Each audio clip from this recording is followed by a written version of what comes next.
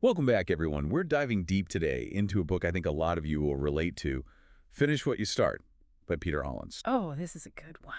I mean, who hasn't started something all gung-ho and then, Poof. The motivation vanishes. like, remember that project you were so excited about? Yeah.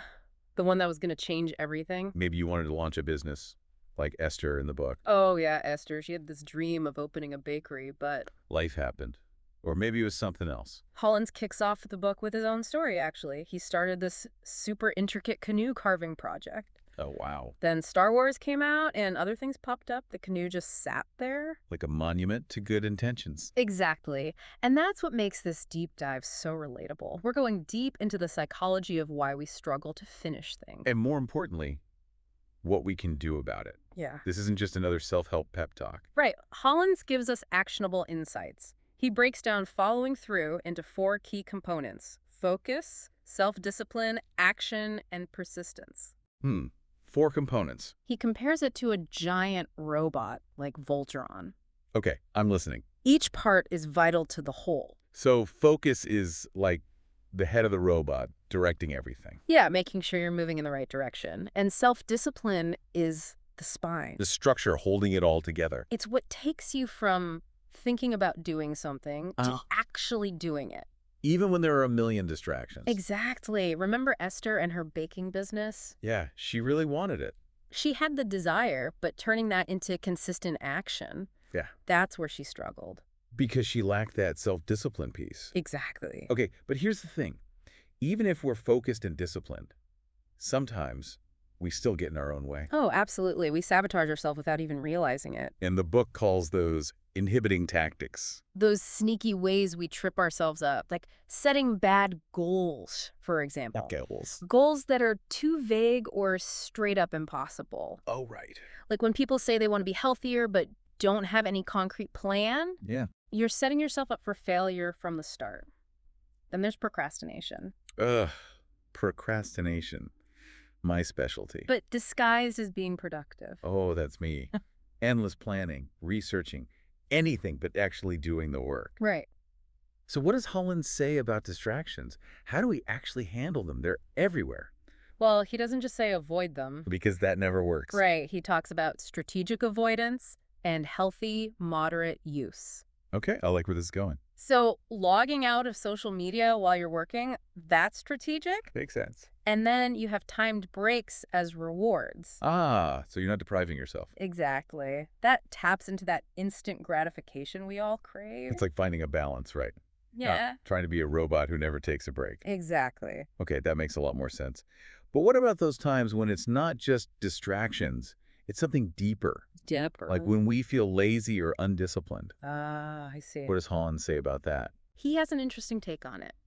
He reframes those feelings not as personal failings, but as a lack of willpower and discipline. Okay. Willpower is the energy to act, and discipline is the focus to direct that energy. So it's less about judging ourselves and more about... Understanding what's going on beneath the surface. That's a huge shift in perspective. Mm-hmm. So instead of beating ourselves up for feeling lazy, we can focus on Building those willpower muscles. Exactly. And then, of course, there's fear, which can show up in so many different ways. Oh, yeah. Fear is a big one. Remember Esther, terrified of what people would think about her baking? She just wanted to bake. Or Lara, another character in the book, completely frozen by the fear of failure. We've all been there. I think everyone has experienced that fear at some point. Right. And speaking of things that hold us back, there's perfectionism. That pressure to get everything just right. Oh, yeah, that can be crippling. To the point where you're afraid to even start. You can't finish what you don't begin. Exactly. And finally, there's the question of self-awareness. Do you really know what's holding you back? That's a tough one. It's easy to blame external factors. But often, it's something internal. And that brings us to motivation. Motivation? The book talks about 2 main types, external and internal. Okay, let's break those down. So, external motivators are things outside of ourselves that push us to act. Like what? Give me an example. Like having an accountability buddy who'll call you out if you slack off. Oh, that's social pressure. Or putting money down up front, so quitting actually costs you something. Interesting. Makes it more real. And then there's the fun one, self-bribery. Rewarding yourself for completing tasks. I love that one. But internal motivators, those are different. It's about understanding your why. Your why. Why does this goal matter to you beyond any external pressure? I see. Getting to the heart of it. How will achieving this goal make your life better? Right. What's the deeper purpose? What positive feelings will it bring? Powerful stuff. But even with all the motivation in the world, we need some structure. Right. Structure. That's where Hollins introduces the concept of systems. Oh, systems are key. But before we get into the specifics of systems, Yes. can we talk about what systems actually are? Yeah, good point. I think a lot of people misunderstand that. Why they're so important? Absolutely. It's a crucial distinction that Hollins makes. Okay. He contrasts systems with goals. Okay. Goals are like the destination, while systems are the roads that get you there. I like that. And he uses the story of Ned, an overwhelmed consultant. Poor Ned. What happened? Ned is drowning in work, neglecting his health. Ultimately, his business starts to suffer. Ah, that's rough. Classic burnout scenario. But he didn't have to end up that way. No. If Ned had systems in place. He could have avoided all that. Exactly. Okay, so systems are like the guardrails that keep us on track and prevent burnout. That's a great way to put it. So what kinds of systems are we talking about here? Hollins outlines 3 main types: scoreboards, time management, and lowering transaction costs. Scoreboards, okay. Like keeping track of our progress, celebrating small wins. I love that, like a visual reminder of how far you've come. Exactly. That can be super motivating. And then there's time management, which is about creating structure in your day. Structure. Setting routines, realistic deadlines, minimizing distractions. Right.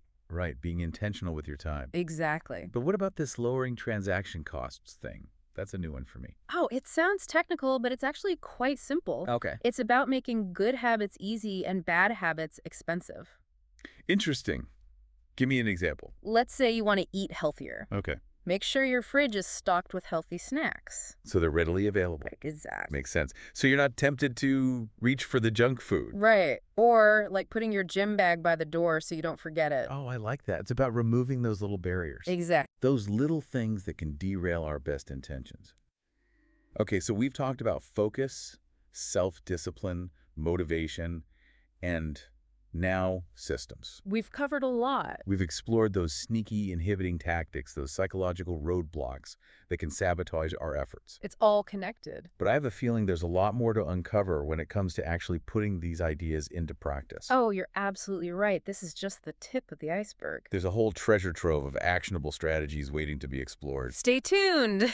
You know, as we delve deeper into this whole finishing what you start thing, Yeah. it's clear that systems are super important. Right. But there's this other layer we need to talk about, the mindset piece. Ooh, the mindset. I love that he addresses this in the Right. book. He dedicates a whole chapter to it, packed with insights. Because it's like having all the right tools, Right. but not knowing how to use them. Exactly. That's where the right mindset comes in. So what are some of those mental frameworks that Hollins highlights? Well, the first one that really resonated with me, it's about finding genuine value and meaning in the work itself. Interesting. Not just focusing on the end result. Right. It's about believing that your efforts are worthwhile even before you see those big results. It's about the journey, not just the destination. Exactly. Like, think about it this way. Yeah. Have you ever felt like you didn't quite fit in? Oh, yeah, totally. Or doubted your abilities? Ugh, all the time. Hollins really emphasizes this idea of belonging, of truly believing you have the skills to succeed. It's crucial for staying motivated. It makes sense. Like, if you don't believe in yourself, Right. why would anyone else? It's like when you're working on a team Yeah. and everyone feels valued, everyone feels competent. You can achieve amazing things. Exactly. There's a synergy that happens. So it's not just about believing in the project. Right. It's about believing in yourself. Exactly. Okay, I love that. What's the next mindset shift? This one might sound a bit counterintuitive, but it's about getting comfortable with discomfort. Ooh, that's a tough one. Right. Because true growth. Rarely happens in our comfort zones. I've heard that before, but it's easier said than done. Mhm. How do you actually get T comfortable with being uncomfortable? It's definitely a process. Hollins encourages us to reframe discomfort, not as something to be avoided, but as a signpost. A signpost. Yeah, a sign that we're on the right track. Oh, I like that. It's about gradually pushing yourself, trying new things, taking on challenges that stretch your limits. So it's like building mental resilience. Exactly. That muscle that helps you bounce back from setbacks, keeps you going when things get tough. Love that analogy. Yeah. Okay, what's the next mindset shift? The third one Hollins talks about is embracing learning and evaluation. Learning and evaluation. Okay. Every experience, even the so-called failures, is an opportunity to gather information. And refine your approach. It's Yeah. like that fail-forward mentality. Exactly. Viewing setbacks not as defeats, but as feedback. What can I learn from this? Right. Instead of, why does this always happen to me? Exactly. Adopting a growth mindset. Recognizing that the path to success is rarely a straight line. Lots of twists and turns. Exactly. And through those challenges, that's how we truly learn and grow. But here's the thing. Even with the right mindset, Yeah. even with a solid plan, We can still get derailed. by stress, Oh, tell me about it. Stress is like the ultimate productivity killer. drains your energy, makes you question everything. And before you know it, Yeah. you're hiding under the covers with a bag of chips, binge-watching reality TV. Been there. Not that I've ever done that. We've all been there. And that's why this next mindset shift is so important. Okay. Managing stress and protecting your mental energy, Hollins really emphasizes how detrimental stress is to willpower and self-control. Oh, yeah. When you're stressed out, It's like your brain goes into survival mode. all those good intentions fly out the window. Exactly. And that's why it's so crucial to incorporate relaxation techniques. Right. Take breaks Set boundaries to protect your time and energy. and cultivate mindfulness. Yes. To stay present, stay grounded. This is where I think self-care becomes so important. Self-care. It's not selfish, it's essential. It's true. Taking care of your mental and emotional well-being, that's what gives you the energy to pursue your goals. It's the foundation. Okay, so we've covered 4 powerful mindsets. Yes. Believing in the value of your efforts, getting comfortable with discomfort, Right. embracing learning and evaluation, and managing stress. Those are the pillars. These are like the foundational pillars that support everything else. Exactly. It's an impressive framework for understanding how our thoughts Yeah. and beliefs influence our ability to follow through. But here's the thing. Even with the right mindset and a clear plan, There are still those pesky pitfalls. that can trip us up along the way. Absolutely. And what I appreciate about Hollins is that he doesn't shy away from these challenges. He dedicates a whole section to identifying those common pitfalls and providing specific tactics for overcoming them. Okay, let's dive into those pitfalls. What's the first one he highlights? He calls it false hope syndrome. False hope. Basically, it's setting unrealistic expectations for ourselves. Oh, right. Like thinking it's all going to be easy and effortless. Exactly. We get caught up in the excitement of a new goal, Yeah. imagining ourselves just gliding towards success. And then reality hits. Hard. We encounter obstacles, our motivation wanes. Doubt creeps in. Yep. He uses this example of Michael, Michael. who starts a freelance consulting firm with dreams of overnight success. Ah, the classic entrepreneur fantasy. Tons of free time, making a fortune, achieving all his personal goals. Sounds familiar. But of course, life has other plans for Michael. Uh-oh. What happens? The demands of running his own business quickly overwhelm him. Oh, no. Those unrealistic expectations lead to disappointment. Yeah. And he starts spiraling. Procrastination, self-doubt. It's a classic case of setting the bar too high. Exactly. And that can sabotage our efforts. So it's not about aiming low, No, not at all. but about being realistic about what's achievable. Right. Setting challenging yet attainable goals. So you can experience those small wins that keep you motivated. Exactly. And that brings us to the next pitfall. Overthinking. Overthinking. I know that one well. We analyze every detail, endlessly weigh options, Research every possible scenario. and we end up stuck.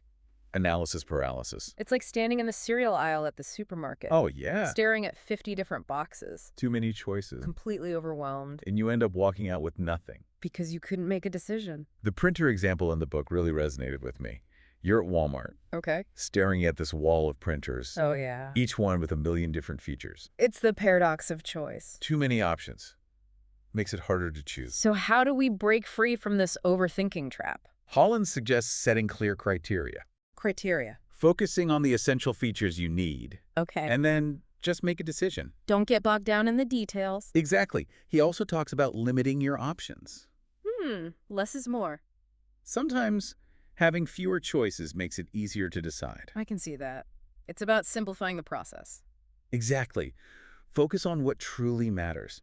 Don't let those little details derail you. Okay, what's the next pitfall we need to watch out for? Worry. It's like the mental equivalent of overthinking. Oh, worry. That's a big one for me. We ruminate on problems. Both real and imagined. Yes. We dwell on negative scenarios that might never even happen. And the worst part is worry often feels like productivity. Like, I'm just being responsible by anticipating problems. Right.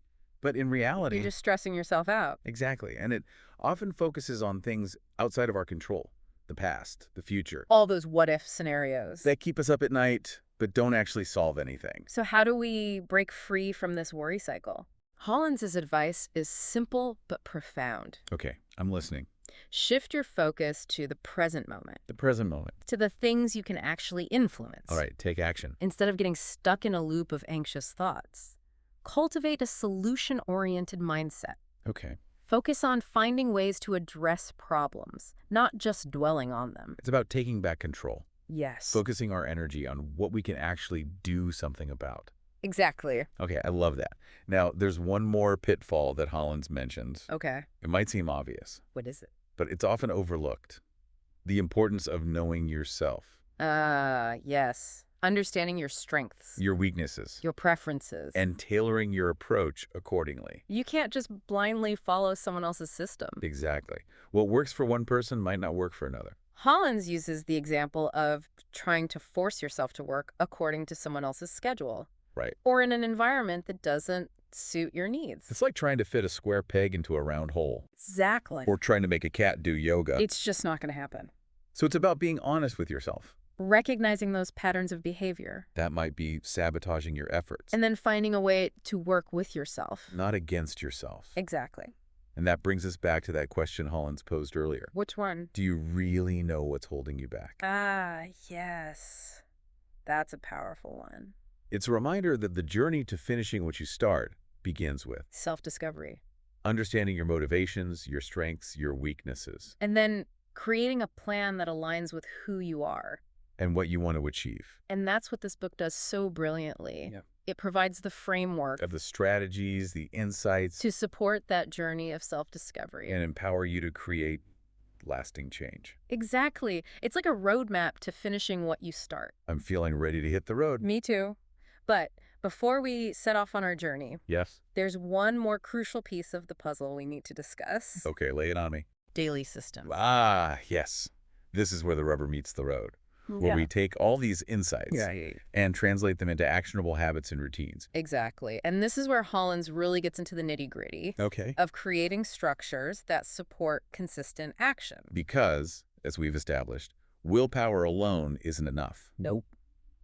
We need systems to reduce our reliance on that fickle friend. You got it. It's about creating habits and routines that make it easier to do the things that move us closer to our goals. Even when we don't feel like it. Exactly. Remember Ned, that overwhelmed consultant? Oh yeah, poor Ned. He tried to power through everything on willpower alone. And crashed and burned. Burnout City. And Hollins uses Ned's story to contrast that with the power of systems. Okay. Systems that streamline your work and reduce that cognitive load. So it's not just about working harder. No. It's about working smarter. Exactly. It's about moving beyond goals, Right. which are often these one-time achievements, and focusing on building systems. Systems that support consistent progress. Yes.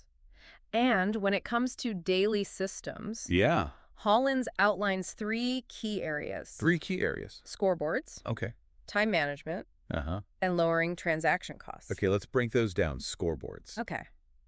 I'm guessing that's about tracking our progress, celebrating those small wins. You got it. It's about creating a sense of momentum, Right. acknowledging your accomplishments. Give yourself credit. Exactly. It's so easy to get caught up in that what's next mentality Oh, yeah. and forget to celebrate those little victories along the way. It's so important. It's about staying motivated and engaged in the process, Right. not just fixated on the end goal. Okay, what about time management? What kind of systems does Hollins suggest for that? Well, he talks about structuring your day to maximize your productivity Okay. and minimize distraction. Minimize distractions, yes. Setting routines, establishing clear deadlines. Right. Being intentional with your time. Exactly. I've found that having a morning routine is super helpful Oh, yeah. for setting the tone for the day. But what does Hollins say about those times Yes. when you just can't seem to focus? Yes. We've all been there. Like when your brain feels scattered Right. Jumping from task to task. and not really accomplishing anything? He addresses that directly. He talks about the importance of understanding your natural rhythms, Or a natural... your preferences, Okay. and scheduling your most important tasks Yeah? for those times when you're most focused and energized. Oh, that makes so much sense. You're right. I'm definitely a morning person, trying to do my most creative work late at night. It's a recipe for disaster. Total disaster. It's not just about the time of day either. It's also about understanding your work style. My work style. Do you prefer to work in short bursts or longer stretches? Right? Do you need complete silence? Or do you thrive in a more bustling environment? It's about knowing yourself Yes, and creating a system that supports your unique needs. exactly. And then, of course, there's the ever-present challenge Yeah. of distractions. Distractions. Ugh, they're everywhere. Hollins suggests creating a no distraction zone, Ooh, a no distraction zone. a dedicated space where you can focus on deep work, no interruptions. I love that. And it doesn't have to be anything fancy. No, It could just be turning off notifications, right. putting your phone on silent, Finding a quiet spot in the library. or a coffee shop. Exactly. It's about creating that physical... And mental space. Yes. Yeah. That supports your focus and minimizes interruptions. He also talks about using tools Mhm. like website blockers Oh, yes. Those are great. and noise-canceling headphones Yeah. to create that more focused environment. Right.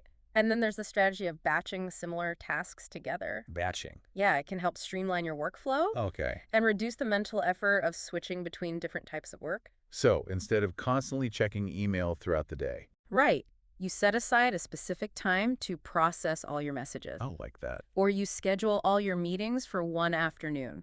So you have those uninterrupted blocks of time. Exactly. For focused work, it's about finding ways to group similar activities. To minimize context switching, and maximize efficiency. I'm starting to see how these systems can really make a difference. They're powerful tools. It's not about becoming a robot. No. It's about creating a structure, That supports your best work. and it helps you stay on track. Exactly. But what about those days Yes. Those days when you're just feeling drained?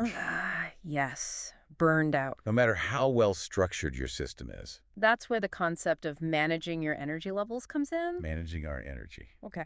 Holland suggests scheduling regular breaks throughout the day to rest, Take a breather. recharge.